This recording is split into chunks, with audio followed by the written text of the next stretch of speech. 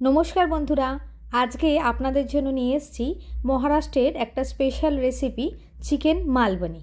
আমি বৈশাখী আপনাদের সবাইকে অনেক অনেক স্বাগত জানাই বৈশাখীর কিচেনে। চলুন চটপট বানিয়ে ফেলি চিকেন মালবনি। এর জন্য আমি এখানে এক আঁটি ধনেপাতা নিয়েছি, 10 থেকে 12টা রসুন আর 4টে কাঁচা লঙ্কা। এই সমস্ত কিছুকে সামান্য একটু জল দিয়ে আমি মিক্সিতে একটা পেস্ট বানিয়ে নিচ্ছি। এখানে আমি নিয়ে নিয়েছি আধা কিলো চিকেন। এর সঙ্গে আমি মিক্স করে দিলাম হাফ চামচে হলুদ আর হাফ চামচে লঙ্কার গুঁড়ো।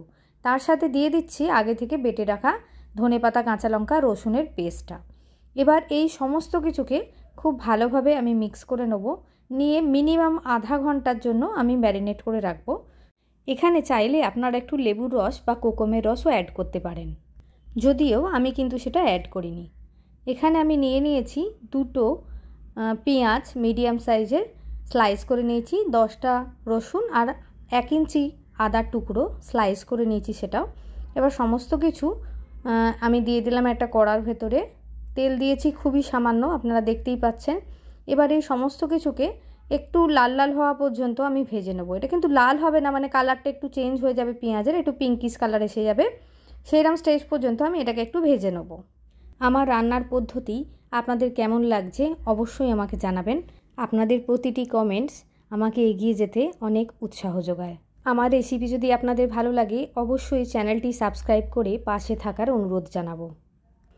দেখুন, এখানে আমি পেঁয়াজটা ভাজার সময় অল্প একটু নুন দিয়ে দিয়েছিলাম, দিয়ে এটাকে নেড়ে নেড়ে ভাজছি।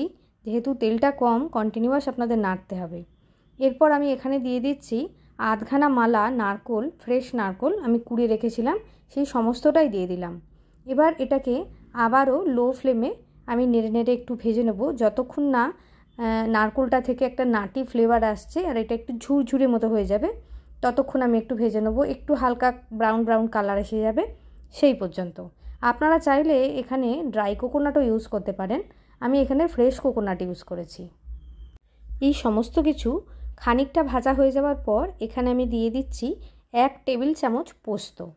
এই পোস্ত দেওয়ার পরও এটাকে হালকা করে আমি একটু নাড়াচাড়া করে ভেজে নেব, তাহলে পোস্তটারও একটা সুন্দর গন্ধ বেরোবে। এরপরে আর খুব বেশি ভাজার দরকার নেই, পোস্ত তো খুব ছোটো ছোটো দানার, ও তাড়াতাড়ি ভাজা হয়ে যায়। দেখুন এইরকম স্টেজে আমি গ্যাসটা বন্ধ করে দিলাম। এবার একটু ঠান্ডা করে এটাকে আমি অল্প জল দিয়ে মিক্সিতে একটা পেস্ট বানিয়ে নিয়েছি। এরপর একটা কড়াতে আমি পরিমাণ মতো তেল দিয়ে দিচ্ছি। এই রান্নাটা কিন্তু একটু বেশি তেলে হয়, যদিও আমি খুব একটা বেশি তেল দিতে পারলাম না, আমি একটু মিডিয়াম তেলেই এটা বানাচ্ছি। আপনারা আপনাদের ইচ্ছা মতো তেলটা ইউজ করবেন। অথেন্টিক্যালি এটা বেশ তেল মশলাওয়ালা একটা রান্না। এখানে আমি দুটো পেঁয়াজ মিডিয়াম সাইজের ছোট ছোট কুচি করে নিয়ে ভেজে নিচ্ছি। বেশ একটু লাল লাল করে ভাজা হয়ে যাওয়ার পর ম্যারিনেট করে রাখা চিকেনগুলো আমি সব এর মধ্যে দিয়ে দিলাম, দিয়ে এটাকে একটু হাই ফ্লেমে আমি ভেজে নেব, একটু চিকেনের গায়ে ব্রাউন স্পট আসা পর্যন্ত। এইভাবে ম্যারিনেট করে রেখে দেওয়ার পর যদি হাই ফ্লেমে মাংসটা একটু ভেজে নেওয়া যায় তাহলে কিন্তু মাংসটা বেশ জুসি থাকে। মানে অনেক সময় হয় না মাংস কেমন যেন একটা ছিবড়ে ছিবড়ে লাগে, সেই জিনিসটা হবে না। সেদ্ধ হওয়ার পরও এটা বেশ রসালো থাকবে। বেশ খানিকক্ষণ এইভাবে ভেজে নেওয়ার পর আমি এখানে এবারে গ্যাসটা একটু কমিয়ে এর মধ্যে দিয়ে দিলাম 2 টেবিল চামচ মালবনি মশলা। এই মালবনি মশলা ঘরে কিভাবে বানাবেন সেটা জানার জন্য অবশ্যই চোখ রাখুন আমার চ্যানেলে, 2-1 দিনের মধ্যেই আপলোড করব। এবার মাংসটা বেশ ভালো করে একটু কষা হয়ে গেছে। এর মধ্যে এবার আমি আগে থেকে বানিয়ে রাখা পেঁয়াজ নারকোলের মশলাটা দিয়ে দিলাম। এবারও এটাকে খুব ভালোভাবে একটু কষে নিতে হবে। এই সময় চিকেনটা থেকে এত সুন্দর একটা গন্ধ বেরোচ্ছে না, আপনাদের বলে বোঝাতে পারবো না, তার জন্য আপনাদের এটা বানাতে হবে। দেখুন এইভাবে খানিকটা কষে নেওয়ার পর চিকেন ম্যারিনেট করেছিলাম যে থালাটায়, সেই থালাটা ধুয়ে তার যে রেসিডিউটা খানিকটা বেঁচে ছিল মশলার, সেটাও ধুয়ে দিয়ে দিলাম। দিয়ে এটাকে একটু আরও ভালোভাবে একটু জল দিয়ে মিক্স করে নিলাম, নিয়ে একটু ঢাকা দিয়ে 5 মিনিটের জন্য রেখে দিলাম। 5 মিনিট পর দেখুন এটা বেশ একটা লটপটা টাইপের হয়ে গেছে, মশলাটা বেশ মিক্স হয়ে গেছে আর কাঁচা গন্ধটাও চলে গেছে। এখানে দিয়ে দিলাম পরিমাণ মতো নুন, আর তার সাথে দিয়ে দিচ্ছি সুন্দর একটা রং আসার জন্য কাশ্মীরি লঙ্কার গুঁড়ো।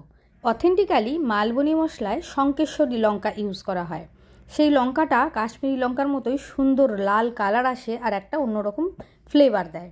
আমার কাছে যেহেতু শঙ্কেশ্বরী লঙ্কা নেই, তাই আমি একটু বেশি করে কাশ্মীরি লঙ্কা এখানে ইউজ করলাম। এরপর এটাকে ঢাকা দিয়ে রেখে দিচ্ছি মিনিট 10 জন্য। দেখুন খুব সুন্দর তেল ছেড়ে দিয়েছে রান্নাটা থেকে, আর চিকেনটাও সেদ্ধ হয়ে গেছে।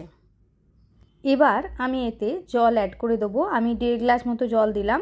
আপনারা কতটা পাতলা বা গাঢ় খেতে চাইছেন সেই অনুপাতে জলটা দেবেন। জলটা দিয়ে এরকম একটু হালকা ঢাকাটা খুলে রেখে আমি ঢাকা দিয়ে দিলাম। বাকি জিনিসটা দিয়ে 5 মিনিটের জন্য আমি এইভাবে রেখে দিচ্ছি। এর ফলে মশলার তেলটা কিন্তু ওপর দিকে ভেসে উঠবে। আপনারা দেখতেই পাচ্ছেন খুব সুন্দর তেলটা ভেসে উঠেছে। এটা এখন ফুটছে বলে তেলটা একটু কম লাগছে। একটু ঢাকা দিয়ে রেখে দেবো 5 মিনিটের জন্য, তাহলে তেলটা সম্পূর্ণ ওপর দিকে ভেসে উঠবে।